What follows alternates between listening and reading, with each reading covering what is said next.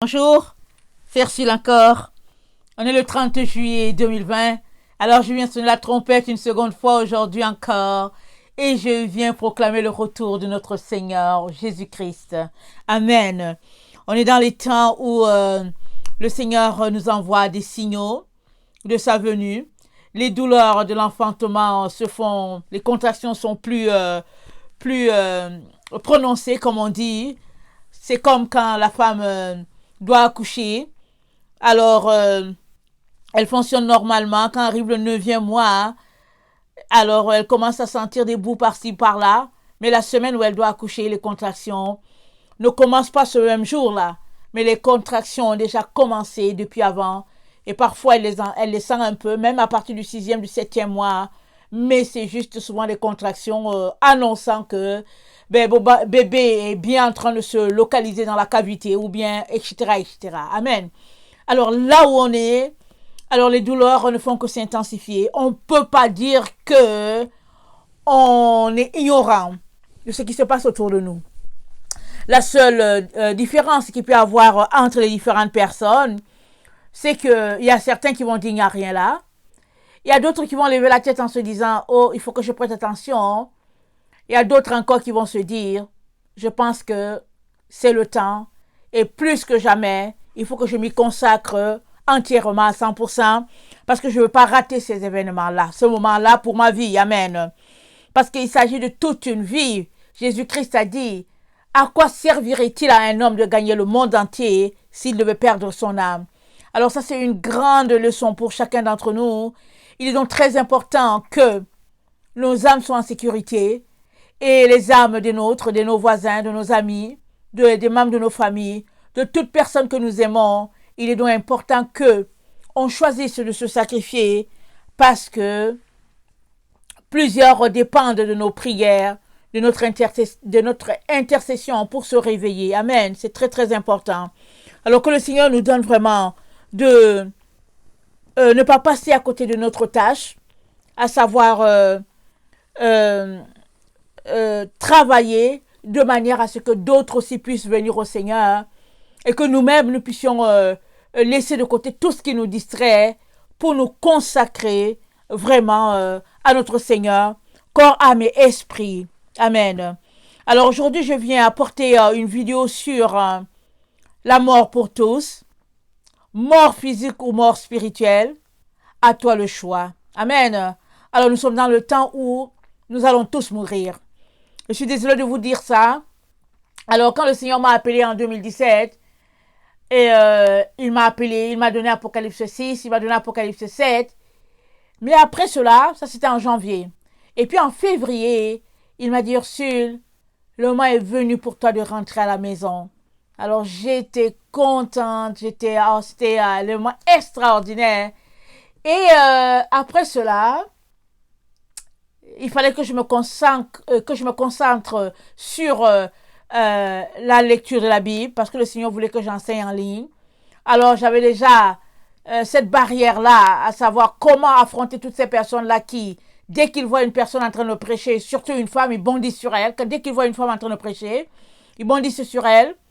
Et je venais déjà d'un passé vraiment de combat avec ce dossier de femme où j'avais des barrières sur mon chemin partout, à tous les niveaux. Et quand c'est comme ça, tu te poses des questions, tu dis, Seigneur, est-ce que c'est toi? En tout cas, tu te poses plein de questions parce que tu veux t'asseoir ou bien tu veux te tenir sur un sol solide, surtout que tu vas avoir l'assurance que la voix que tu entends, c'est bien la voix de Dieu. Amen. Alors, pendant que j'étais dans cette situation-là et tout, et que le Seigneur le Seigneur m'a dit d'aller en ligne le Seigneur m'a demandé de lire la parole de Dieu pour aller prêcher. Alors, moi, je pensais que le Seigneur allait venir tout de suite. Inutile de vous le dire, parce qu'il m'a réveillé en janvier 2017. Il me dit d'aller en ligne. D'abord, j'étais découragée quand il m'a dit d'aller en ligne. J'étais découragée parce que je pensais que il me parle en janvier, il me parle en février. Alors, je suis contente. J'ai dit, ok, Seigneur, allons-y à la maison. Écoute, moi, je suis fatiguée, je veux partir. Mais il m'a dit, il faut que tu ailles prêcher. Oui, il faut que tu ailles alerter les autres. Il dit, oui, c'est le moment de partir, mais il faut que tu aies alerté les autres parce qu'il est important, c'est que les autres soient réveillés. Amen. Alors, c'est comme ça que je me suis retrouvée en ligne. Hein. Et puis, donc, pendant que j'ai commencé, donc, le Seigneur m'a dit, va avec la force que tu as. Alors, quelle est la force que j'avais? C'est les enseignements que j'avais reçus. Amen. C'est les enseignements que j'avais reçus. Mais le Seigneur m'a dit, vas-y avec ce que tu as. Je vais bénir, je vais multiplier. Alors, je suis partie donc avec ce que je connaissais. Comme j'ai dit, j'ai grandi dans une famille où on m'a enseigné la parole de Dieu. Et puis, j'avais un grand-père très, très strict, le genre qu'on appelle légaliste. Mais aujourd'hui, je me rends compte que c'était la voie, c'est la voie. Amen. Alors, donc, j'ai pu rassembler les enseignements par-ci, par-là.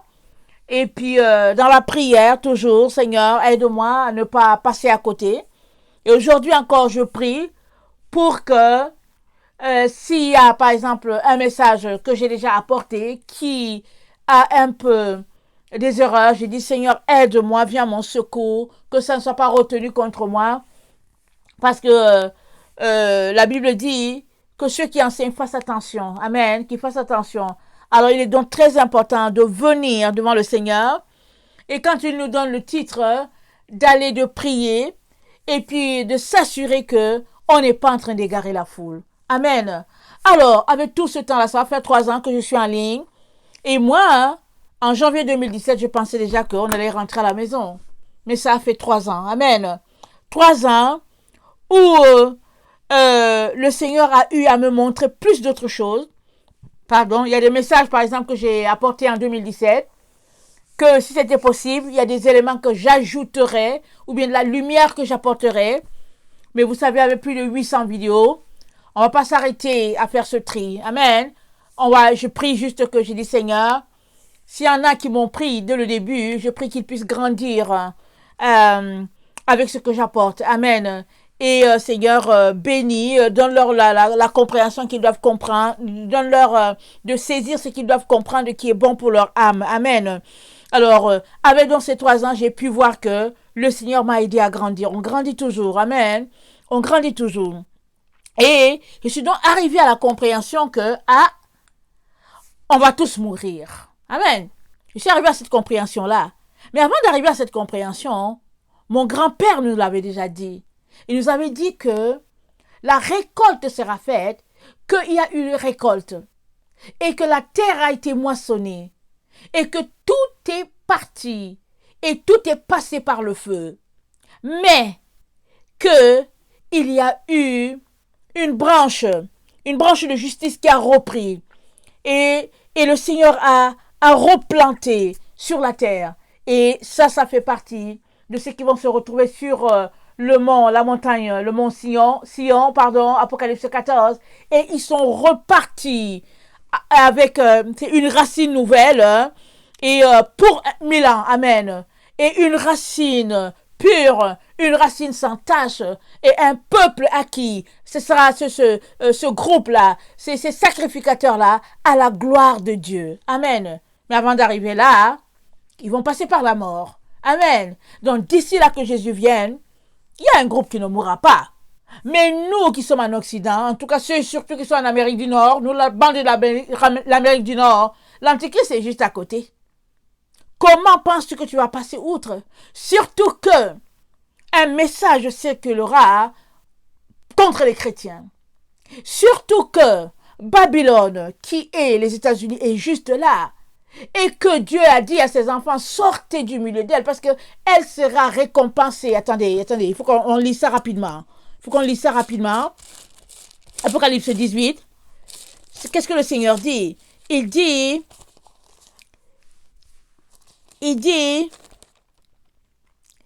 après cela, Apocalypse 18, je vis descendre du ciel un autre ange qui avait une grande autorité, et la terre fut éclairée de sa gloire. Amen, alléluia. Il cria d'une voix forte disant, elle est tombée. Elle est tombée Babylone la grande. Elle est tombée une habitation de démons. Un repère de tout esprit impur.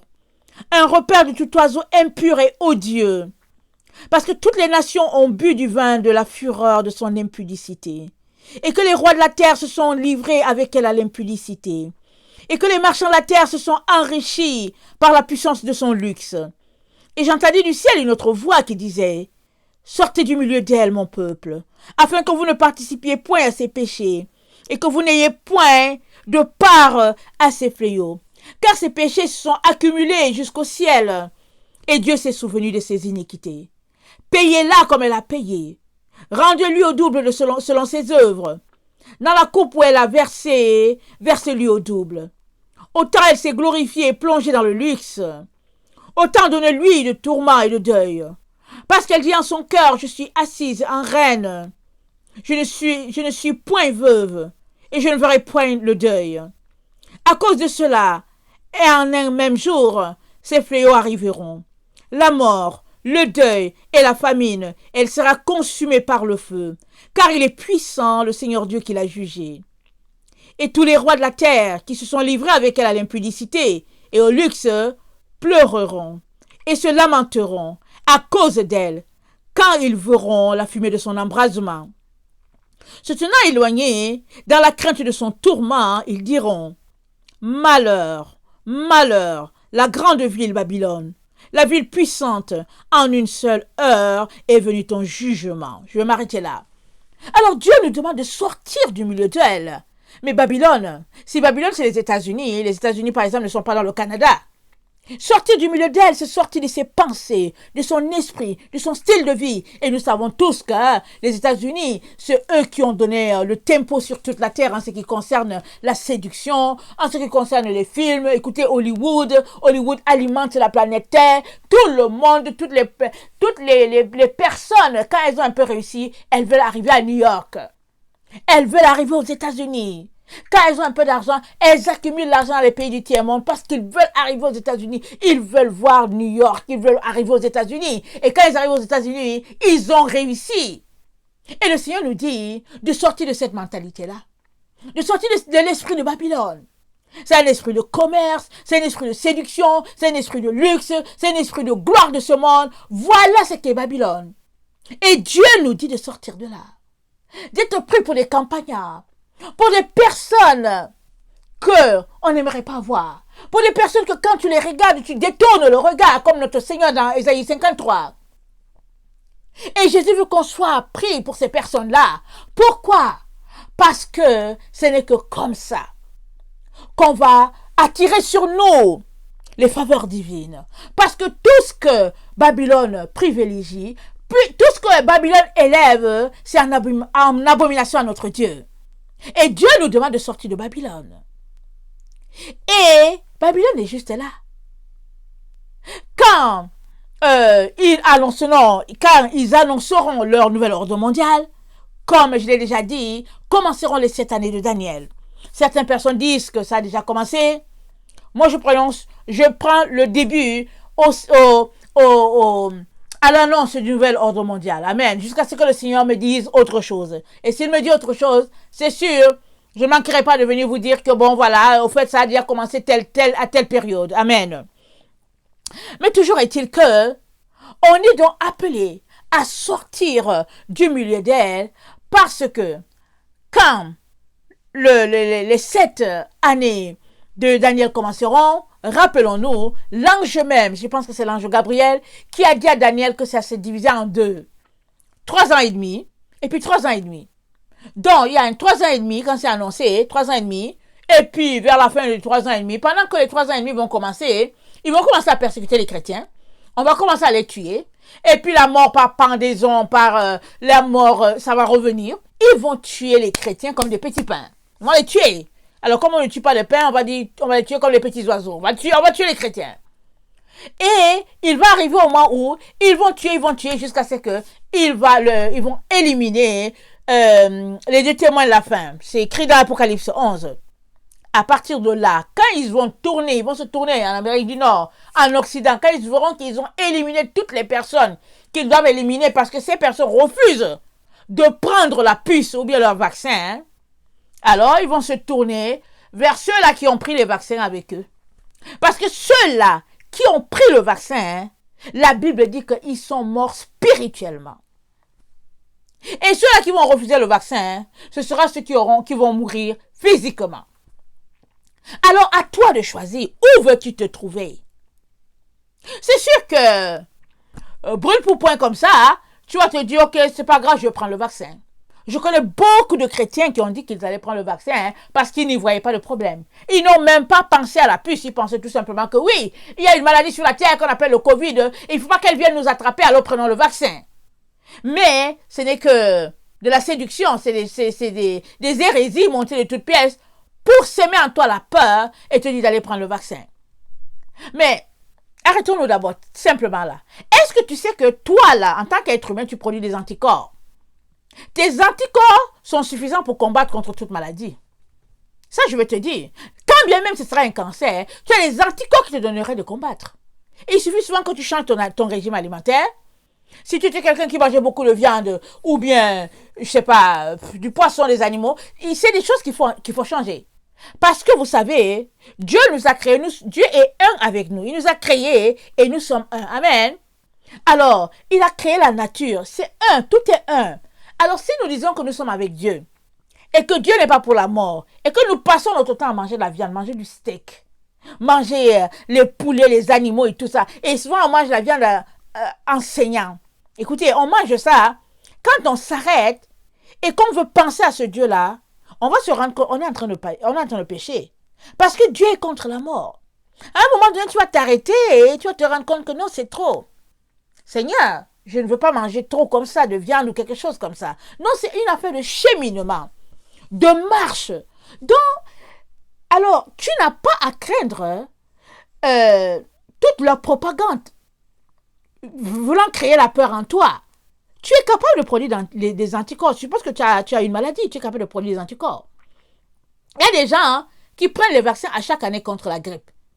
Mais après, quand j'ai appris qu'il y avait à chaque année, les grippes sont différentes, je me suis dit, oh là là, comment ils font pour aller chaque année prendre un vaccin? Mais quand tu t'arrêtes, tu te rends compte que c'est des gens qui ont peut-être un peu d'argent, qui ont de l'argent à jeter, alors ils s'en vont prendre le vaccin. Ou bien c'est des gens qui sont pleins de peur, ou bien c'est des gens qui sont remplis d'illusions. Parce que quand tu t'arrêtes, tu dis, ok, chaque année, la grippe est différente. Mais pourquoi est-ce que je vais prendre un vaccin chaque année? Parce que ces personnes-là qui prennent le vaccin, ils contactent quand même une grippe. Mais elle n'est pas celle-là pour laquelle on les a vaccinés, c'est une autre. Alors pourquoi en prendre? Et en plus de cela, est-ce qu'on a le temps à gaspiller? Aller marcher d'abord, aller à l'hôpital ou bien prendre sa voiture, aller garer quelque part, et puis aller s'asseoir, et on nous appelle, on nous donne un vaccin, on reprend. Mais c'est du temps, non? Ça va prendre quoi? 1h30, 2 heures à circuler dans la ville, parce que y a quelque chose à faire. Tu peux t'asseoir, prier pour dire, Seigneur, j'ai pas pris le vaccin, Seigneur, protège-moi.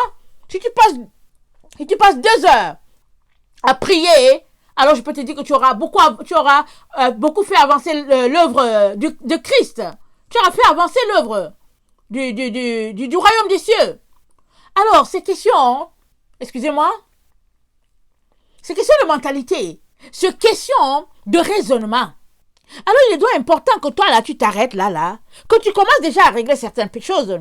Parce que si tu es quelqu'un qui a pris ta vie à prendre un vaccin à chaque année contre la grippe, je peux te dire que tu es un bon candidat pour te faire vacciner pour le Covid. Tu sais pourquoi? Parce que c'est devenu une habitude chez toi d'aller te faire vacciner. C'est une habitude. Alors, tu ne vois pas pourquoi tu ne devrais pas y aller. Parce que c'est question de mentalité. Mais quand tu as pratiqué dans ton esprit qu'il ne faut pas que quelqu'un touche ton corps, alors tu ne donneras ton corps à personne. Alors, c'est question d'un certain esprit. Il y a l'esprit du ciel et il y a l'esprit de la terre. Alors, à toi d'acquérir l'esprit du royaume, parce que tu te dis enfant du royaume. Et à partir de là, ça marche selon un certain chemin, un certain un plan ou bien un pattern. Ça marche selon un schéma. Je pense que c'est un schéma. Et souvent, ça prend que tu changes le schéma que tu as dans ton esprit pour que la donne puisse changer. Alors, si à chaque année, tu dis qu'il faut prendre un vaccin contre la grippe, si tu n'as pas changé ton schéma, tu vas te retrouver à aller prendre le vaccin contre le Covid. Et tu seras banni à toujours. Parce que c'est là-bas le signe de la bête. Si ce n'était pas quelque chose de néfaste pour notre âme, il n'allait pas monter tout ce scénario-là. Il n'allait pas appeler tous les présidents de la terre pour dire mentez. Il n'allait pas monter une chaîne pour dire que oui, toutes les personnes qui signalent qu'il y a un Covid, on va leur donner de l'argent. Ou bien toute maladie, il faut signaler que la personne est morte de Covid. Alors de telle sorte que quelqu'un est mort asphyxié, on met que c'est Covid.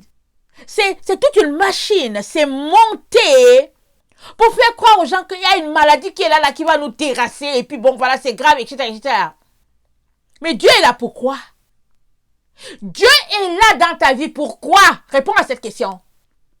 Alors s'il est dans ta vie, j'espère au moins qu'il est capable de te garder de toute maladie et de toute chute, amen. C'est dit dans le psaume 91 que 1000 tombent à ton côté, 10 000 à ta droite, tu ne seras pas atteint.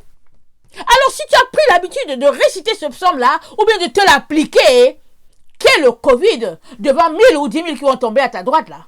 Qu'est le Covid? Alors il est donc très important que tu changes ta mentalité, ton schéma de réflexion, c'est ça que tu as appelé à changer. Parce que si tu ne le changes pas, tu risques de te retrouver à choisir de mourir spirituellement. Parce qu'on a juste deux choix.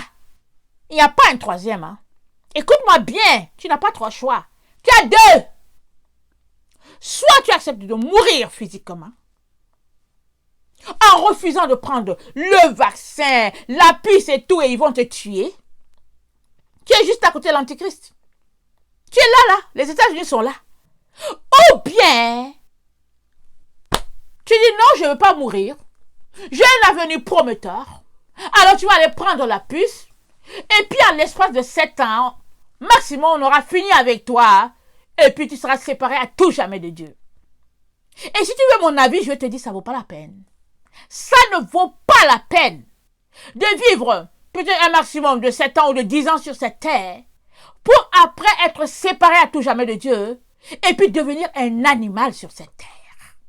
Parce que une fois qu'on te met leur affaire là, on te met du plomb, on te met un liquide mélangé de sang humain, on te met un ADN des néphilim, des extraterrestres, on te met toutes sortes de déchets qu'on ne peut même pas nommer. Une fois qu'on finit de te mettre ça, et que tu as le plomb, et que maintenant on te branche, on te connecte, et que partout où tu passes, l'antichrist peut te parler pour dire oh bonjour, Dieu te parle, alors il y a un problème. Il y a un problème, ça ne vaut pas la peine. Parce que Dieu va te parler là, excusez-moi, Dieu, l'antichrist, avec petit d, il va parler aux gens, il va leur dire good morning, I am God. Il va parler aux gens, il va dire hey, Dieu est en train de vous parler et tout ça. C'est ça qui va se passer. Les tests ont été faits dans plusieurs cellulaires, sur plusieurs cellulaires, les tests ont été faits. Il y a 2-3 ans, les tests ont été faits. Et puis l'année dernière, encore, ça se faisait encore dans plusieurs cellulaires. On t'envoie le truc pour vérifier que oui, ça passe bien et tout. Parce qu'ils sont en train de mettre en place leur réseau. Parce que c'est un groupe de personnes qui rêvent d'être Dieu sur les gens. Alors tu peux accepter de les laisser être Dieu sur ta vie. Mais tu peux aussi refuser. En tout cas, moi, je n'accepte personne comme Dieu sur ma vie. Personne. Il n'y a personne qui est Dieu sur ma vie. Personne. Je me laisse dominer par personne. Une seule personne est sur ma vie, le vrai Dieu. C'est tout. C'est le vrai Dieu, c'est tout. Le reste, j'ai dit non. Non. Parce que la séduction est partout. Alors tu peux rester là croire à quelqu'un qui te parle au nom de Jésus et tout, et à la fin, au fait, c'était juste la main de Dieu pour t'éloigner du droit chemin. Alors il est donc important que tu décides déjà maintenant. Mais, malheureusement, si tu passes ton temps à aller travailler, à passer 8 heures, 10 heures sur des papiers, sur l'ordinateur, ou bien je sais pas quoi, à t'intéresser à toutes les actualités du monde, etc., etc., quel temps tu auras à te préparer? Quel temps il te reste pour te préparer? Je me rappelle qu'en 2011, le Seigneur m'a donné un rêve poignant, un rêve déterminant dans ma vie. Et dans ce rêve-là, je pense que je l'ai déjà raconté dans une des vidéos. Et dans ce rêve-là, la terre était en émoi. Chacun marchait pour revendiquer quelque chose. Chacun. C'était terrible. Mais sur l'écran, il y avait un petit groupe là qui était là. C'était un groupe américain. Je savais que c'était des Américains. Et puis, c'était pas nombreux. Et ils louaient le Seigneur. Et il y avait quelques personnes qui étaient là. Et moi, je suis venue, je me suis mise là. Et à genoux, j'étais là. Et ça me faisait tout simplement du bien, j'étais là. Et pendant que j'étais dans ce rêve-là et que je savourais la louange, et puis c'était une présence tranquille de Dieu alors que dehors, tout était en émoi, hein, le Seigneur m'a dit, Ursule, ne t'occupe pas de l'actualité mondiale. Ne t'occupe pas de la politique. Laisse ça. Ne regarde pas ces choses-là. Cherche juste ton Dieu. Laisse ceux qui veulent s'égarer dans leurs histoires de politique, de sport et tout ça. Concentre-toi. Alors, à partir de ce jour, j'ai tout simplement décidé de garder ma salive. J'ai dit, je ne veux plus la gaspiller pour répondre à une question quelconque concernant les distractions de ce monde. Et j'ai commencé à chercher le Seigneur. Ce n'était pas intense, mais je le cherchais. Aujourd'hui encore, ce n'est pas intense, mais je continue de le chercher. Et je prie que je puisse être trouvé digne de connaître la mort physique pour pouvoir passer de l'autre côté. Et je l'enseigne à mes enfants. Je leur dis, on va mourir. Excusez-moi de rire. La première fois que je leur ai dit ça, ils ont ouvert les gros yeux. Ils ont dit, maman. J'ai dit, oui, on va mourir, mes enfants. Alors, tout cela pour vous dire, j'entraîne mes enfants à la mort physique. Je bâtis leur morale. Et je leur dis, vous ne devez pas les craindre. Ne craignez personne. Ils vont venir, ils vont vous intimider, et puis bon, supposez qu'ils viennent pour nous séparer et tout. Vous ne devez jamais régner votre Seigneur. Peu importe ce qui vous arrivera, vous ne devez jamais régner Jésus. Vous devez toujours mourir pour Jésus. Amen. C'est pourquoi j'ai maintes fois dit, quand mes enfants viennent me dire, ah ouais, à l'école, telle personne ne m'aime pas, et puis bon, tout ça, je dis, anyway, tu n'es pas venu sur la terre pour te faire aimer. Je dis, c'est pas grave, s'il t'aime pas, laisse-le, c'est dommage pour lui. Toi, Jésus t'aime. Jésus t'aime fortement. Hein? Papa et maman t'aiment, ça c'est le plus important. Laisse-les là-bas s'ils ne t'aiment pas. Il manque quelque chose. Et c'est une façon de bâtir le moral de l'enfant. Pour qu'il comprenne que le temps n'est pas là pour marcher sur les émotions. Non, on n'est pas là pour ça. On est là pour se connecter à Dieu et marcher dans la vérité. Surtout que le royaume de Dieu, ce sont les violents qui s'en emparent. C'est pas les poltrons qui s'emparent du royaume de Dieu. C'est pas les feignants. C'est les violents. Et pour être violent, hein, ça commence par le caractère. Ça commence là. Alors, si toi qui m'écoutes, tu es là, tu pleures parce que bon, l'autre t'a dit cela, et puis que bon, parce que ton mari t'a dit quelque chose, et puis tu pleures, ou bien ta femme a dit quelque chose, et puis tu es fâché, dommage. Tu as besoin de sortir de là. L'autre peut dire ce qu'il veut. C'est sa vision de la vie. Mais tu dois avancer. Surtout, tu ne dois pas te fâcher. Tu dois rester dans l'amour. Tu dois rester dans la vérité. Et puis tu dois rire. Parce qu'il faut que tu dormes pour pouvoir commencer ta journée demain. Amen. La vie ne se limite pas à marcher sur les caprices de quelqu'un. Elle ne se limite pas à se remettre en question à cause de quelqu'un. Tu te remets en question à cause de Jésus-Christ. Alors, si l'Esprit de Dieu te dit que tu as offensé quelqu'un, ou bien si quelqu'un te dit que tu l'as offensé, alors là, tu te remets en question, tu lui demandes pardon. Mais tu ne te remets pas en question parce qu'il y a quelqu'un là, qui ne veut pas avancer, qui a une vision tordue de la vie, et puis qui veut te faire amener dans sa direction, dans le trou éternel. Tu ne marches pas là-dedans. S'il te plaît. Il est important que tout un chacun nous puissions nous tenir debout. Parce que nous sommes des têtes de fil, s'il vous plaît. Tu es une tête de fil. J'espère que tu le sais. Alors si tu ne le sais pas, je te l'annonce. Et puisque je te l'ai annoncé, il faut que tu te lèves. Que tu secoues ta poussière. Que tu t'habilles d'habits de fête. Ésaïe 52. Et que tu te tiennes sur ton séant et que tu proclames la grâce de Dieu pour toi. Il est très très important que tu bâtisses ta personne. Parce que sinon, comment est-ce que tu vas conduire tous ces gens-là qui viennent en arrière de toi, que le Seigneur a alignés pour toi? Tu es une tête de fil, s'il te plaît. Alors si tu es là en train de te morfondre, c'est peut-être parce que tu ne sais pas ça. Peut-être parce que personne ne te l'a dit.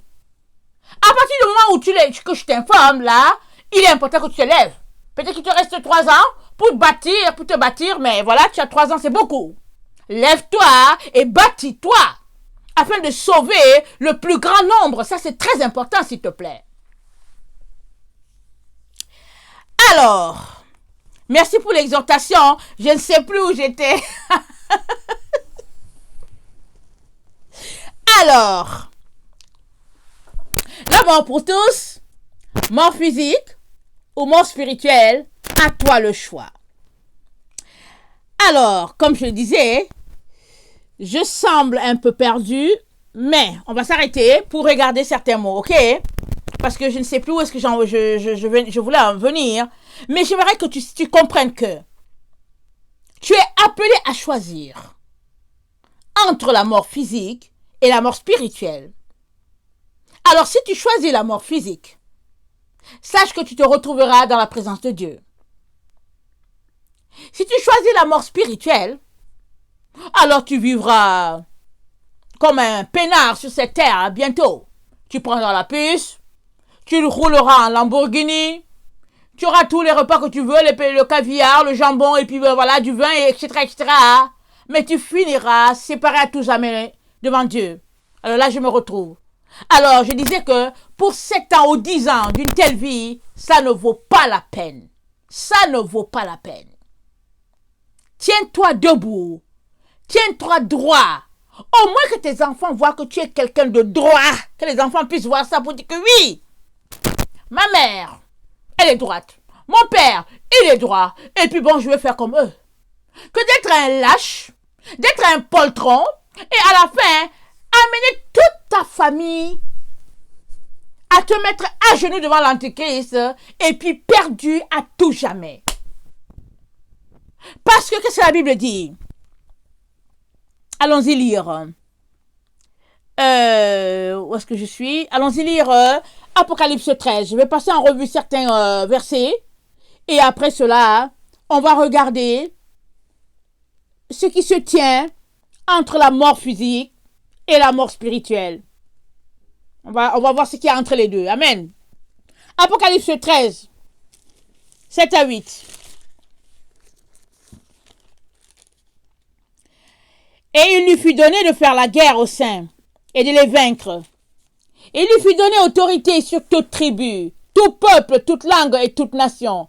Et tous les habitants de la terre l'adoreront. Ce dont le nom n'a pas été écrit dès la fondation du monde dans le livre de vie de l'agneau, qui a été immolé. Alors, qu'est-ce qu'il est en train de dire? Ici, là, il n'est pas en train de parler de préscience. Il est en train de dire ici que si tu penses que tu appartiens à Dieu, tu vas t'organiser pour que ton nom soit écrit dans le livre de vie. C'est ça qu'il est en train de dire. Parce que ici, c'est une conclusion. Il dit tout cela dont le nom n'a pas été écrit. Pourquoi ça n'a pas été écrit? C'est eux qui se sont organisés pour ne pas écrire leur nom. Amen. Alors, Apocalypse 13, le verset 16 à 19.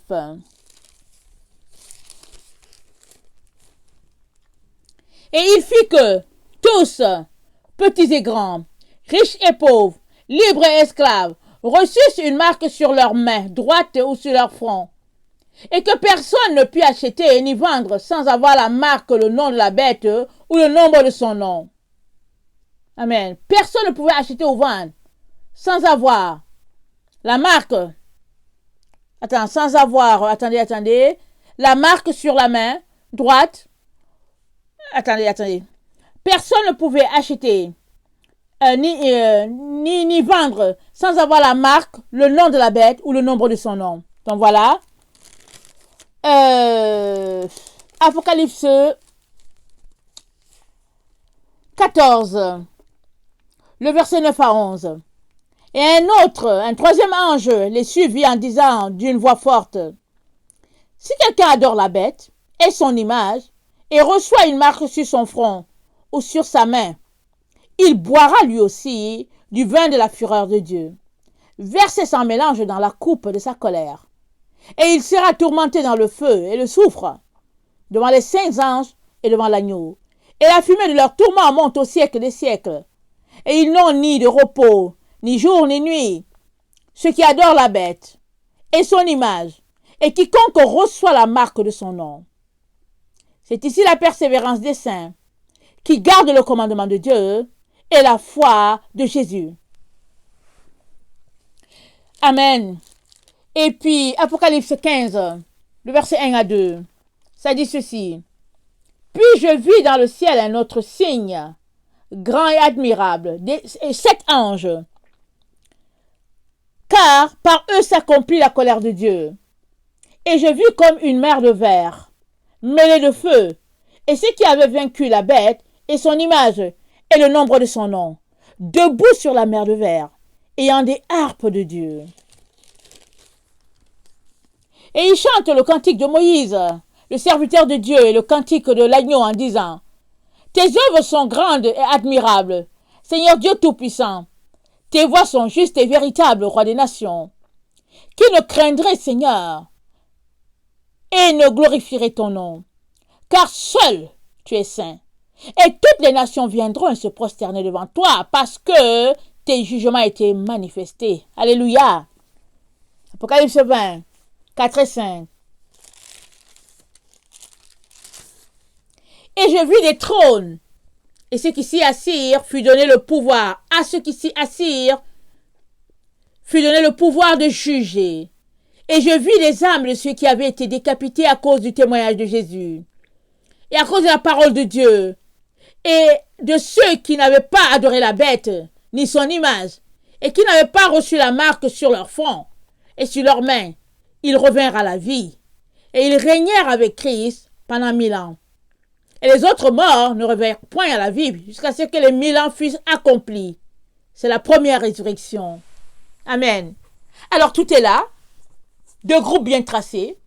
Il y en a qui prendront le signe de la bête, ils seront tourmentés au siècle des siècles, et Dieu va leur donner la même mesure, la coupe de sa colère, ils vont goûter à cela. Ceux-là qui vont prendre le vaccin, et puis la marque sur le front et sur la main, c'est ça qui va leur arriver.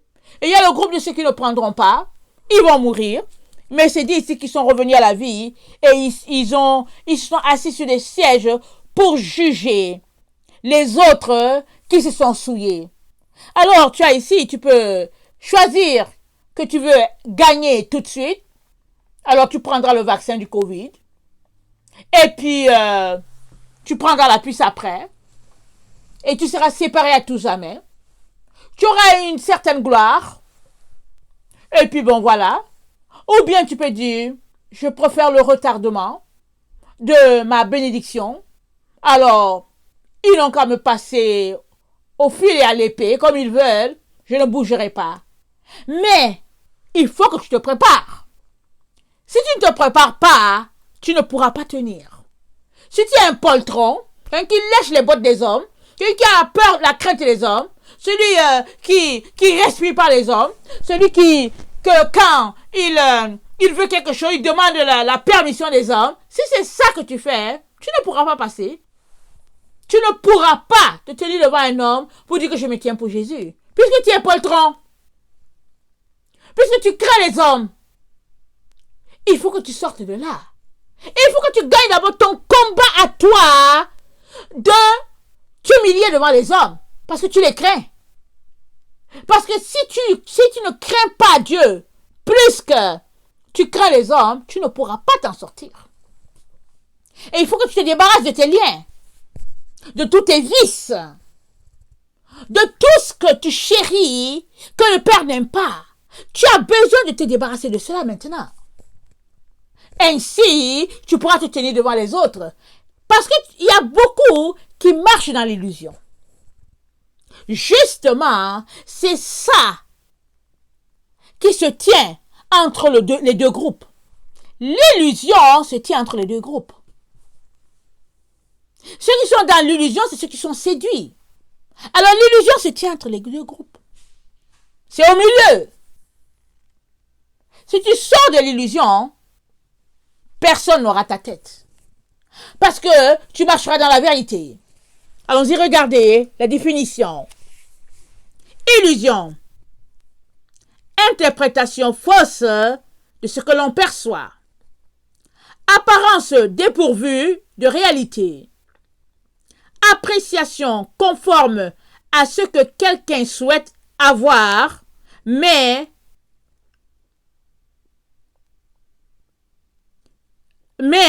faux par rapport à la réalité. Excusez-moi, je ne voyais pas mon écriture. Ok, je reprends.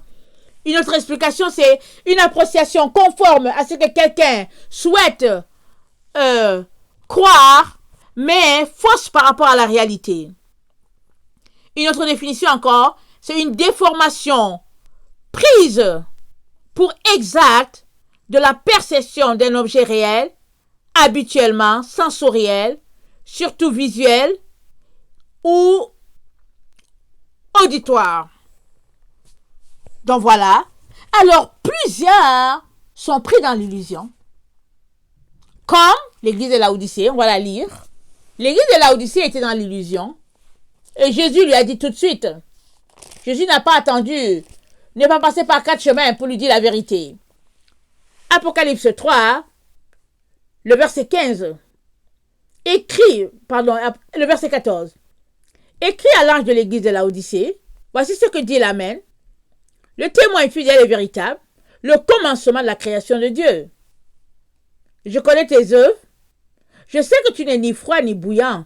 Puisses-tu être froid ou bouillant? Ainsi, parce que tu es tiède et que tu n'es ni froid ni bouillant, je te vomirai de ma bouche. Parce que tu dis, je suis riche, je me suis enrichi et je n'ai besoin de rien. Parce que tu ne sais pas que tu es malheureux, misérable, pauvre, aveugle, nu. Je te conseille d'acheter de moi de l'or éprouvé par le feu, afin que tu deviennes riche, et des vêtements blancs, afin que tu sois vêtu, et que la honte de ta nudité ne paraisse pas, et un collier pour oindre tes yeux, afin que tu vois. Moi, je reprends et je châtie tout ce que j'aime, et donne du zèle et repens-toi.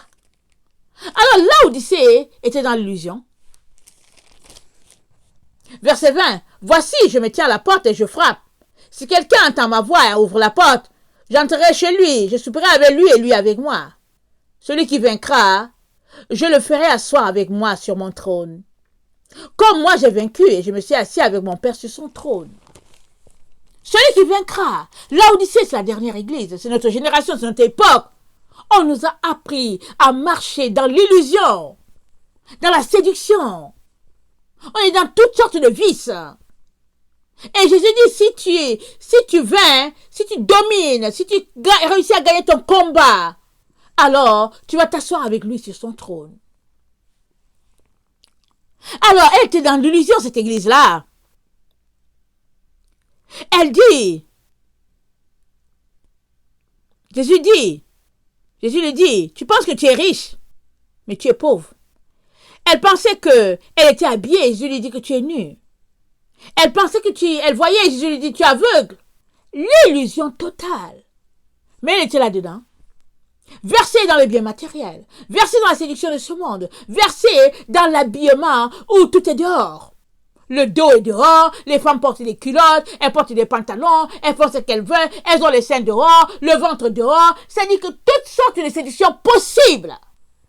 Ils vont avec ça dans l'église, et puis ils portent des talons comme des aiguilles, ils arrivent, toutes sortes de séductions, on ne peut même plus décrire.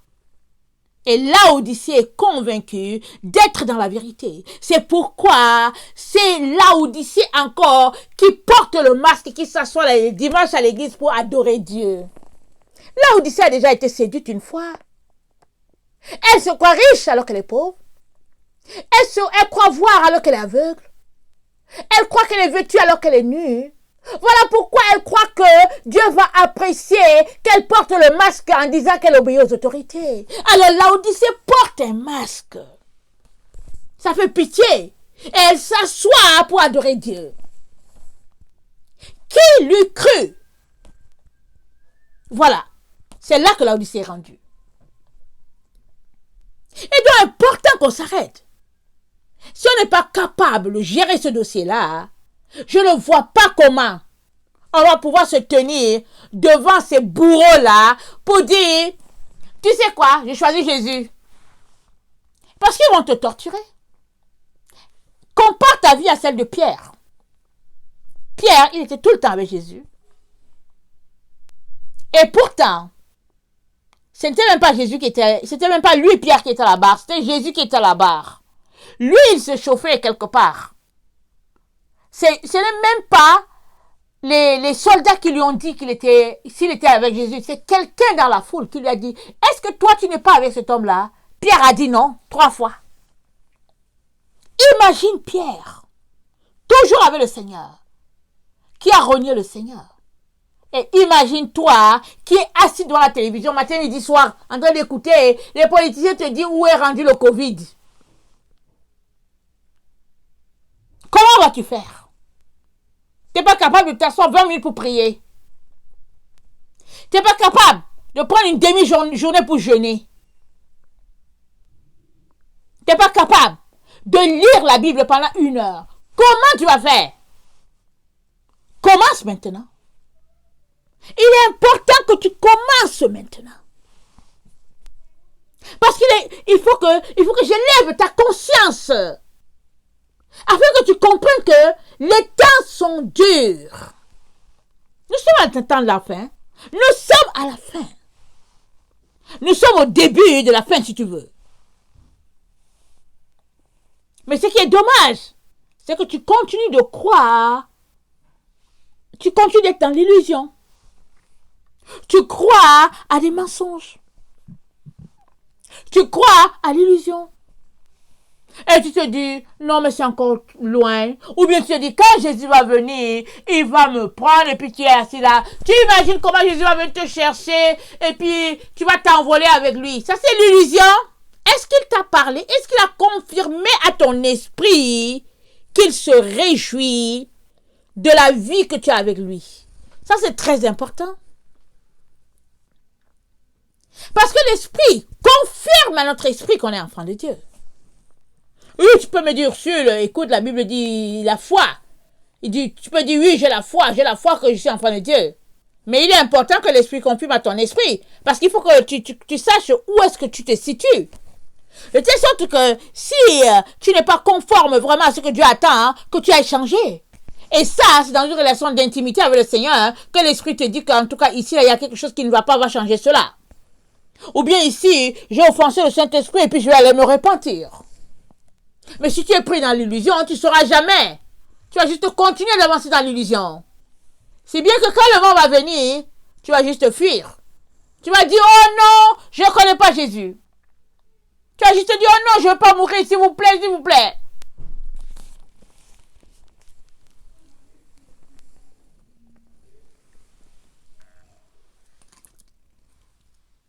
Laodicée était dans l'illusion. Et Jésus lui a demandé de sortir de son illusion. Et il lui a dit, je te conseille d'acheter de moi de l'or éprouvé par le feu, afin que tu deviennes riche, et des vêtements blancs, afin que tu sois vêtu, et que la honte de ta nudité ne paraisse pas, et un collier pour un de tes yeux, afin que tu puisses voir. Jésus a dit à Laodicée, sors du mensonge et viens dans la lumière. Accepte la vérité. Et va changer ce qui a changé. Et ça, il nous le dit aujourd'hui à toi et à moi. Il est important qu'on puisse se regarder dans un miroir et puis mettre un point sur nos faiblesses et décider que oui, ici, Seigneur, je vais aller changer ce point-ci. Que de te péter les bretelles, te regarder dans le miroir, penser que tu es un bon chrétien, un bon ancien, un bon pasteur, et puis tu marches là dans l'illusion te disant que bon voilà, et puis les gens de l'église tremblent quand ils te voient. Parce que vous savez, dans les églises aujourd'hui, il y a des êtres humains qui aiment dominer les autres. Quand ils viennent en leader, en conseiller, en éclaireur, les personnes qui connaissent la parole.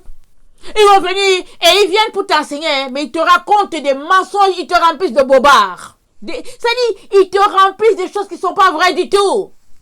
Mais les gens sont là, ils rient, sont contents, et puis ils connaissent. Ils connaissent. Cette vie-là que tu mènes comme ça va te conduire séparé de Dieu. Tu as besoin de prendre la parole de Dieu. Te demander si tu es un bon enseignant sur la parole. Et puis si l'Esprit te montre que, au fait, tu n'es pas en train d'enseigner tu n'es pas en train de dispenser la parole droitement, hein, il est important que tu changes. Et ça va au niveau de ton esprit. Tu as besoin de changer le pattern au niveau de ta tête, de ta tête. Ton chemin de réflexion, tu as besoin de changer. Parce qu'il s'agit de ta vie. Parce que les enseignants, ils seront repris sévèrement, dit le Seigneur. Je sais que je serai reprise sévèrement. Alors il est donc important que je vous apporte la vérité. Alors excusez que je parle avec tant d'autorité. Parce qu'il est très important que tu réalises que on est dans le temps de la fin. Il est très important, mon frère, ma soeur, que tu puisses le réaliser. Donc je fais mon possible pour élever ta conscience à ce niveau-là, pour que tu réalises qu'il n'y a plus le temps. Et qu'il ne faut pas que tu crois à toutes ces personnes-là qui sont en train de te perdre le temps. Te faisant croire que oui, bon, voilà, et puis bon, voilà. Depuis quand on va adorer Dieu avec un masque? Il n'y a qu'à nous les femmes que la Bible dit que quand on vient devant Dieu, c'est bien d'avoir un voile sur notre tête. Alors, mais c'est sur nos cheveux qu'on nous a demandé de mettre un voile. C'est pas sur notre visage. Alors, toi, tu viens, tu mets le voile sur ton visage, tu mets ça sur ta bouche, tu laisses juste tes deux yeux et tu es assis là comme une momie. Et puis, tu veux que Dieu soit content? Réfléchis pour toi-même. Tu peux réfléchir. Tu peux réfléchir et réaliser que ça n'a pas de sens, ton attitude. Ça n'a pas de sens. Le Dieu, celui-là qui t'a créé à son image, tu mets un tissu devant toi, tu laisses un peu pour respirer et tu veux qu'il soit content de ton attitude. Et pourquoi tu fais ça?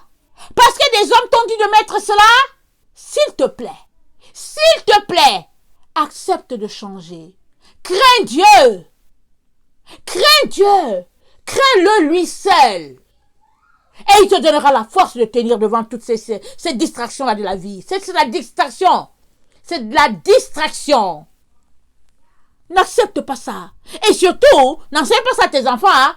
Parce que c'est une honte qu'un enfant puisse voir son père ou sa mère en train de porter le masque. C'est une honte. Mes enfants ne me voient pas porter ça.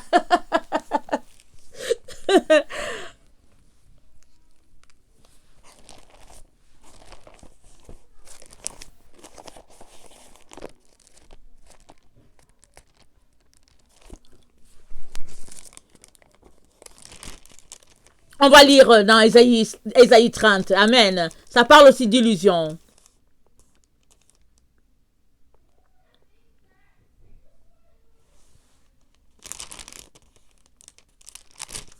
Malheur, dit l'Éternel, aux enfants rebelles, qui prennent des résolutions sans moi et qui font des alliances sans ma volonté, pour accumuler péché sur péché, qui descendent en Égypte sans me consulter, pour se réfugier sous la protection de Pharaon et chercher un abri sous l'ombre de l'Égypte.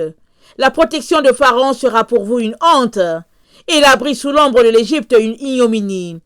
Déjà ses princes sont à Soar, et ses envoyés ont atteint Anès. Tous seront confus au sujet d'un peuple qui ne leur sera point utile, ni pour les secourir, ni pour les aider, mais qui fera leur honte et leur opprobre. Sentence des bêtes du midi, à travers une contrée de détresse et d'angoisse, d'où viennent la lionne et le lion, la vipère et le dragon volant. Ils portent à Dodane leurs richesses, et sur la bosse des chameaux leurs trésors. Un peuple qui ne leur sera point utile, car le secours de l'Égypte n'est que vanité et néant. C'est pourquoi j'appelle cela du bruit qui n'aboutit à rien. Va maintenant écrire ces choses devant eux sur une table, et grave-le dans un livre, afin qu'elles subsistent dans les temps à venir, éternellement et à perpétuité, car c'est un peuple rebelle. Ce sont des enfants menteurs, des enfants qui ne veulent pas écouter la loi de l'Éternel, qui disent aux voyants, ne voyez pas, et aux prophètes, ne prophétisez pas des vérités. Dites-nous des choses flatteuses, prophétisez des chimères, détournez-vous du chemin, écartez-vous du sentier, éloignez de notre présence le Saint d'Israël. C'est pourquoi ainsi parle le Saint d'Israël. Puisque vous rejetez cette parole, que vous vous confiez dans la violence et dans les détours, et que vous les prenez pour appui, ce crime sera pour vous, comme une partie crevassée qui menace ruine, et fait saillir dans un mur élevé, dont l'écroulement arrive tout à coup, en un instant. Il se brise comme se brise un ver de terre, que l'on casse sans ménagement, et dont les débris ne laissent pas un morceau. pour prendre du feu au foyer ou pour puiser de l'eau à la citerne. Car ainsi a parlé le Seigneur, l'Éternel, le Saint d'Israël. C'est dans la tranquillité et le repos que sera votre salut. C'est dans le calme et la confiance que sera votre force. Mais vous ne l'avez pas voulu. Vous avez dit non. Nous prendrons la course à cheval. C'est pourquoi vous fuirez à la course. Nous monterons les courses légers. Nous monterons les coursiers légers. C'est pourquoi ceux qui vous poursuivront seront légers. 1000 fuiront à la menace d'un seul. Et à la menace de 5, vous fuirez jusqu'à ce que vous restiez comme un signal au sommet de la montagne, comme un étendard sur la colline. Cependant, l'Éternel désire vous faire grâce, et il se lèvera pour vous faire miséricorde. Car l'Éternel est un Dieu juste. Heureux tous ceux qui espèrent en lui. Oui, peuple de Sion, habitants de Jérusalem, tu ne pleureras plus. Tu te feras grâce, il te fera grâce quand tu crieras. Dès qu'il aura entendu, il t'exaucera. Le Seigneur vous donnera du pain dans l'angoisse et de l'eau dans la détresse. Ceux qui t'instruisent ne se cacheront plus, mais tes yeux verront ceux qui t'instruisent. Tes oreilles entendront derrière toi la voix qui dira « Voici le chemin, marchez-y. » Car vous irez à droite ou vous irez à gauche. Vous tiendrez pour souiller l'argent qui recouvre vos idoles et l'or dont elles sont revêtues. Et en dispersera les débris comme une impureté. Hors d'ici, leur diras-tu. Alors, il répandra la pluie sur la semence que tu auras mise en terre. Et le pain que tu produiras la terre sera savoureux et nourrissant. En ce même temps, les troupeaux paîtront dans le vaste pâturage. Les bœufs et les ânes qui labourent la terre mangeront un fourrage salé, qu'on aura vanné avec la pelle et le vent, sur toute haute montagne, sur toute colline élevée. Et il y aura des ruisseaux, des courants d'eau, au jour du grand carnage, à la chute des tours. La lumière de la lune sera comme la lumière du soleil, et la lumière du soleil sera 7 fois plus grande, comme la lumière de 7 jours, lorsque l'Éternel bandera la blessure de son peuple et qu'il guérira la plaie des coups. Amen. Alors, on peut lire. L'Éternel dit, il parle ici, il parle à son peuple est rebelle. Alors il lui a dit, vous ne voulez pas, je vous appelle, mais vous ne voulez pas. Il dit, et pourtant, l'Éternel désire te faire grâce. L'Éternel veut nous faire grâce, pourvu que nous soyons décidés à laisser de côté le péché, ses valeurs, à laisser de côté la crainte des hommes et d'embrasser la crainte de Dieu. Qu'est-ce que peut nous faire un homme?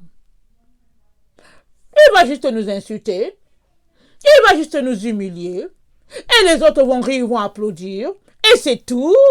Et c'est tout. Mais crains celui-là qui, une fois que tu es mort, il peut jeter ton corps dans la géhenne. Et c'est là-bas, c'est grave, parce que dans la géhenne, on est vivant plus que jamais. Et on a souvenir de tout ce qu'on a fait sur cette terre de mauvais. Et on est tourmenté. On est tourmenté.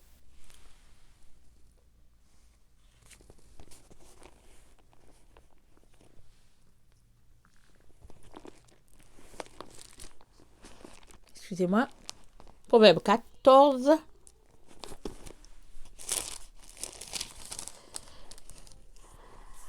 Excusez-moi.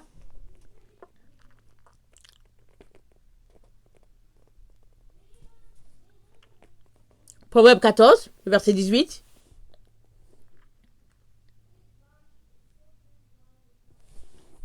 Je vais lire 17. Celui qui est prompt à la colère fait des sottises, et l'homme plein de malice s'attire la haine. Les impies ont en partage la folie, et les hommes prudents se font de la science une couronne. Les hommes prudents se font de la science une couronne. Et ce n'est pas la science du monde, c'est la science de Dieu. Les mauvais s'inclinent devant les bons, et les méchants aux portes de justes. Le pauvre est odieux même à son ami, mais les amis du riche sont nombreux. Celui qui méprise son prochain commet un péché, mais celui qui a pitié des misérables, ceux qui méditent, mais heureux celui qui a pitié des misérables, pardon. Ceux qui méditent le mal ne s'égarent-ils pas?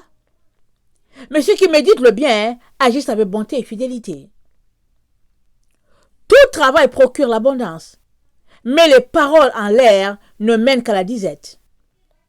La richesse est une couronne pour les sages. La folie des insensés est toujours de la folie. Le témoin véridique délivre des âmes. Écoute bien, le témoin véridique délivre des âmes. Mais le trompeur dit des mensonges. Celui qui craint l'Éternel possède un appui ferme. Et ses enfants ont un refuge auprès de Dieu. Et ses enfants ont un refuge auprès de lui, pardon. La crainte de l'Éternel est une source de vie pour détourner des pièges de la mort. La crainte de l'Éternel est une source de vie pour détourner des pièges de la mort. Quand le peuple est nombreux, c'est la gloire d'un roi. Quand le peuple manque, c'est la ruine du prince. Amen. Il est donc important qu'on saisisse que on est créé à l'image de Dieu et on est appelé à l'élever aux yeux des autres. La crainte de l'Éternel est une source de vie pour détourner des pièges de la mort. Si tu crains Dieu, tu détourneras plusieurs personnes. Plusieurs. Mais si tu te rends compte que tu as en toi la crainte de l'homme, va devant Dieu, supplie-le de t'aider. Supplie-le de te montrer d'où vient ce lien-là. Et ôte cela de ta vie. Parce que la crainte de l'homme te mènera sûrement dans les filets de Satan. Et tu as besoin de ne pas être dans ces filets-là pour gagner ton combat de la faim. À savoir, ne pas adorer la bête. Ne pas prendre le vaccin du Covid. Et puis ne pas prendre la puce ni sur ton front ou sur ta main. Je vais finir avec Jacques 1, le verset 22. Tout le monde connaît cela. Parce que c'est là que se trouve ton problème. Et c'est la solution aussi pour ton problème. Pour que tu puisses gagner ton combat. Jacques 1, le verset 22. Mettez en pratique la parole et ne vous bornez pas à l'écouter, en vous trompant vous-même par de faux raisonnements. Mettez en pratique la parole et ne vous bornez pas à l'écouter, en vous trompant vous-même par de faux raisonnements. Je vais lire dans la Taube.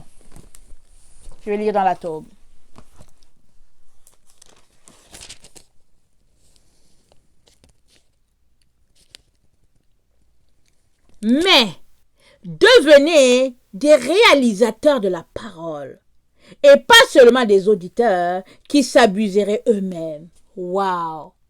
Devenez des réalisateurs de la parole. On te demande de réaliser la parole. C'est-à-dire que tu sois un exemple concret de cette parole-là qui se réalise, qui s'accomplit, qui est vraie. C'est-à-dire, il faut que tu sois un exemple concret.